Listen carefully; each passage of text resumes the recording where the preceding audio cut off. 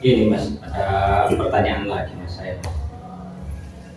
Jadi untuk pertanyaan kali ini saya ingin menanyakan dengan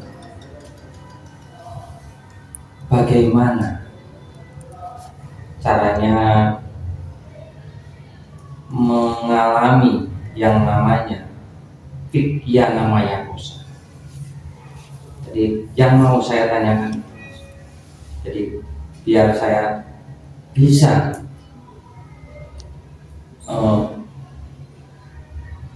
mengalami yang namanya fiqyana maya kosa itu. Jadi supaya tambah jelas untuk saya bisa mengalami itu tadi dan merasakan, kan gitu. Dan yang terpenting buat saya untuk bisa mengalami itu tadi, jadi cara yang sederhana bisa mengalami itu bagaimana, itu yang mau saya tanyakan tentunya. Yes. Jadi cuma untuk klarifikasi.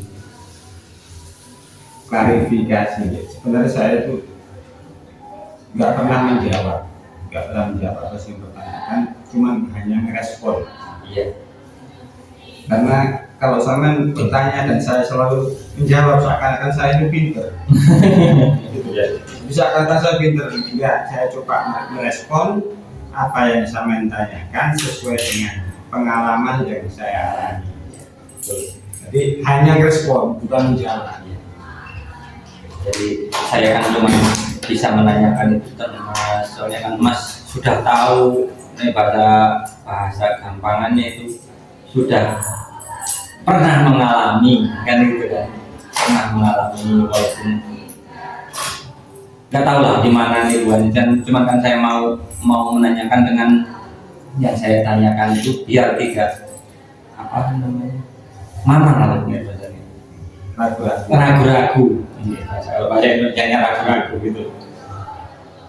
Sebenarnya kalau fiqyana maya kosa adalah dimensi kita sebagai manusia itu sebenarnya sudah bukan fisik lagi. Fiqyana maya kosa itu atau tubuh non fisik kita.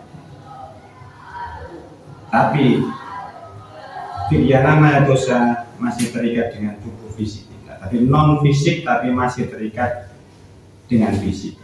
Istilahnya tubuh kebahagiaan. Bahasa lainnya untuk mudah saya pahami. Di tubuh kebahagiaan. Dan bagaimana tubuh kebahagiaan itu? Tubuh kebahagiaan ketika saya menemukan di anamaya dosa atau raga wadak ingkasa, yaitu makan, minum yang menyehatkan, atau istilah dalam Islam namanya halal. Kebahagiaan ketika saya menemukan di dalam manu maya kosa sampean pikiran sampean selalu dalam keadaan tentram dan gembira. Tubuh kebahagiaan sampean ketika sampean temukan dalam fisik sampean, dalam fisik prana maya kosa sampean, tubuh energi sampean, itu bermakna ketika emosi sampean hanya terisi atau diisi dengan hanya cinta kasih. Di tubuh fiqyana maya kosa bisa diartikan dengan kata lain tubuh kebahagiaan. Jadi kebahagiaan yang kalau di anamaya kosa atau raga fisik paling luar, makan, minum yang menyehatkan. Jadi fiqyana maya kosa kita itu adalah mengayomi istilah. Mengayomi istilah dalam bahasa lain, fiqyana maya kosa adalah kebijaksanaan. Bagaimana ketika saya sudah mencapai kesadaran fiqyana maya kosa ini, saya sangat bijaksana. Apapun yang saya makan dan saya minum, saya pastikan itu adalah sehat. Kalau dalam sebuah ajaran agama Islam, kita sering mendengar halal. Tubuh kebahagiaan sampai ketika sampai aplikasi dalam manu maya kosa sampai dalam pikiran sampai apapun yang sampai ambil berupa ilmu apa tuh pengalaman hidup itu yang saya sampai ambil adalah yang dapat menggembirakan sampean dan mengenalkan sampean. Jadi segala sesuatu yang baik. Kemudian dalam prana maya kosa tubuh energi sampean selalu terisi dengan hal-hal yang menyangkut cinta kasih. Jadi sampean sangat bijaksana, nggak mungkin tubuh fisik prana maya kosa sampean isi dengan kebencian, kedengkian, iri hati, karena sampean sudah melampaui kesadaran vidyana maya kosa. Maka dalam bahasa lain vidyana maya kosa adalah tubuh kebahagiaan. Jadi kebahagiaan itu bukan datang dari luar, Mas. Intinya kan kayak gitu. Maksudnya jadi kita itu enggak apa namanya? Enggak ada apa namanya? Kalau bahasa Jawanya itu kan gue prasangka baik buruk itu berarti nggak ada itu.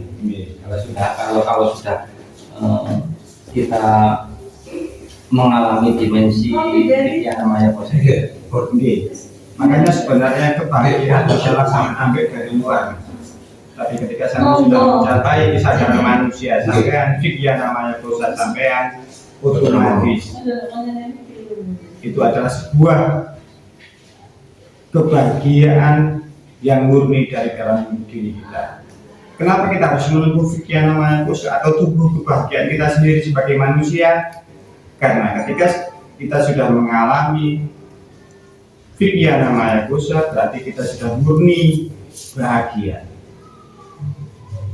Setelah kita menyentuh kehidupan di luar diri kita, berarti kita tidak menuntut kebahagiaan dari seseorang atau kehidupan yang lain, tapi kita berbagi bahagia, berbagi kebahagiaan dan memperluas kebahagiaan kita. Kalau kita menikah, kita berbagi kebahagiaan dengan istri kita, anak kita, atau keluarga dekat kita. Bukan menuntut kebahagiaan, menuntut istri sampean sambil kepingin dibahagiakan, menuntut anak sampean sambil kepingin dibahagiakan. Bukan seperti itu. Kesadaran vidyana maya kosa sambil meluaskan kebahagiaan pribadi sampean menjadi semakin luas, tak terbatas. Minimal dalam lingkup keluarga, masyarakat, lingkungan terdekat kita, ataupun seluruh makhluk di bumi. Inti vidyana maya kosa itu tadi dimensi kebahagiaan kita sendiri, kan gitu, supaya kita sudah bahagia, otomatis kebahagiaan itu bisa menyebar untuk siapapun. Intinya kan baik. Terus untuk kita melatihnya itu, Mas. Untuk kita melatihnya kan ada tahapan udah sering disampaikan, Mas, juga harus melalui guru, kan gitu lah. Kalau cara sederhana kita tanpa ke arah apa namanya guru itu tadi, bagaimana? Makanya dari awal tadi kan saya sudah bilang bahwa vidyana maya kosa adalah dimensi tubuh kita yang sudah bukan fisik lagi, tapi masih terikat dengan fisik.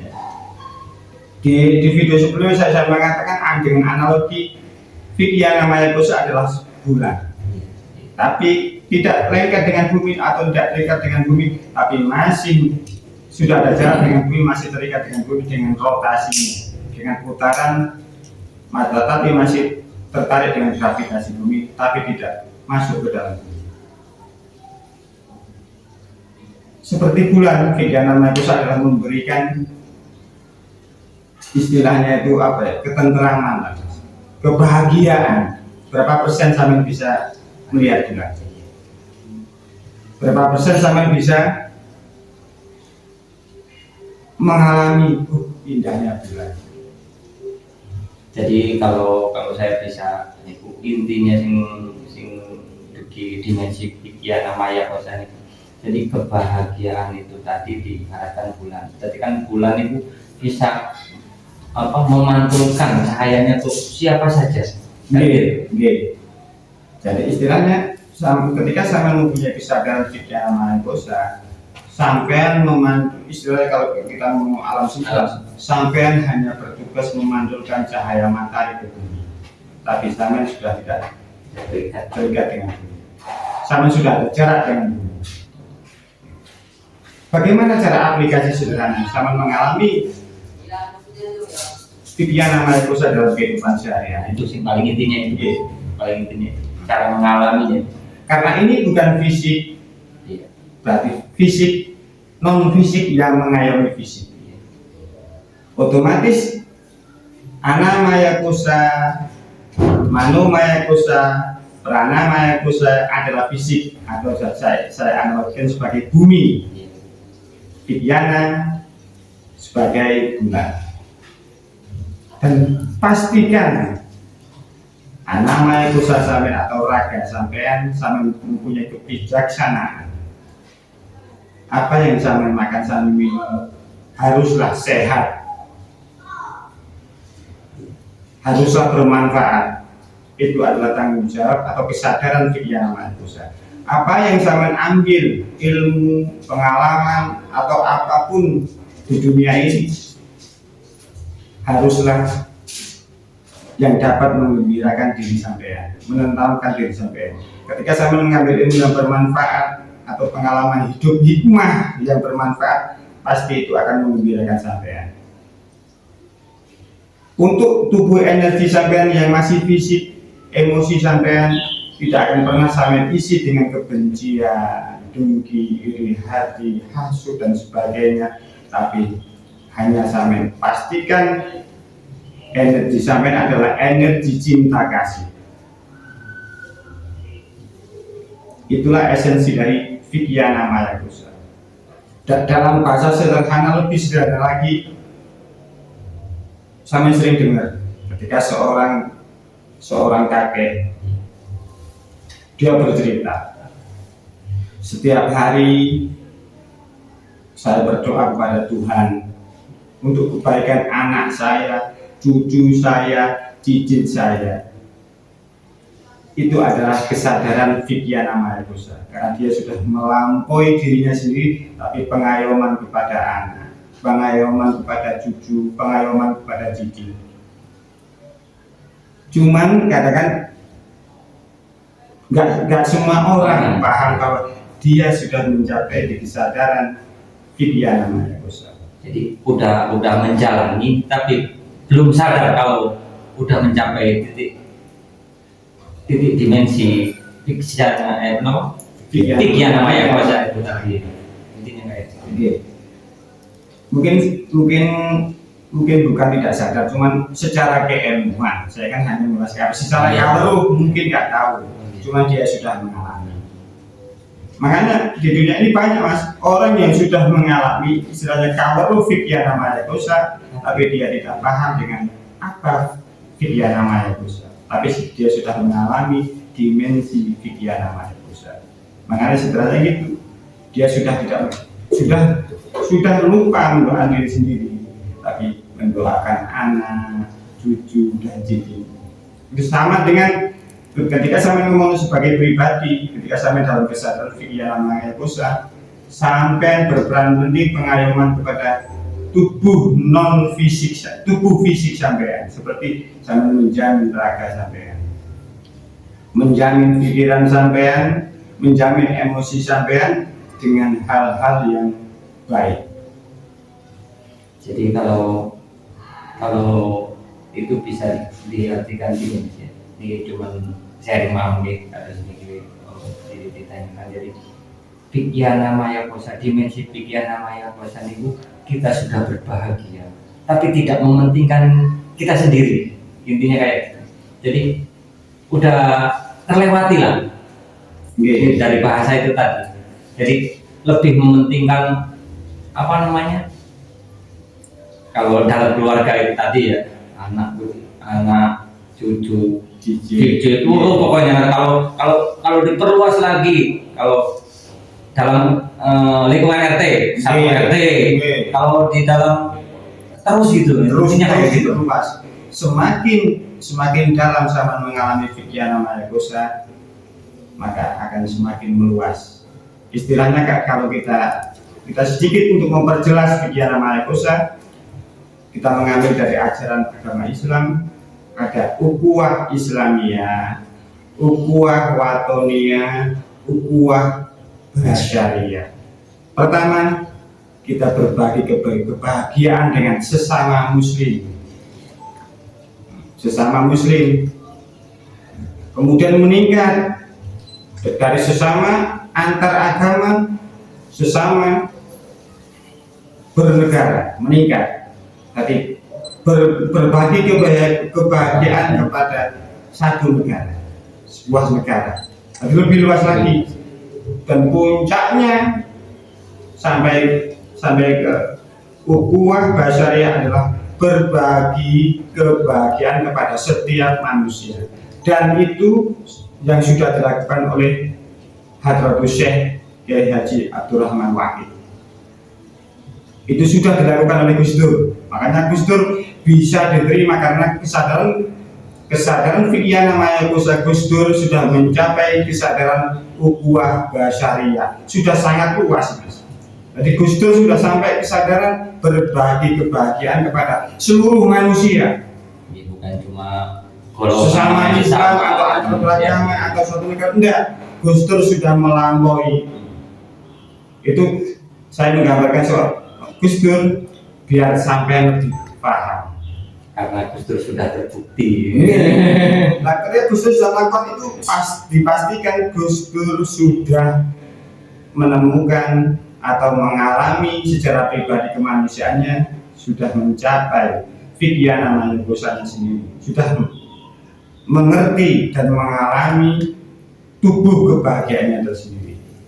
Makanya Gus Dur bisa berbagi kebahagiaan kepada setiap manusia, karena Gus Dur sudah lolos man arafa nafsahu, kan itu. Cukup bisa memahami. Iya. Sekian malam.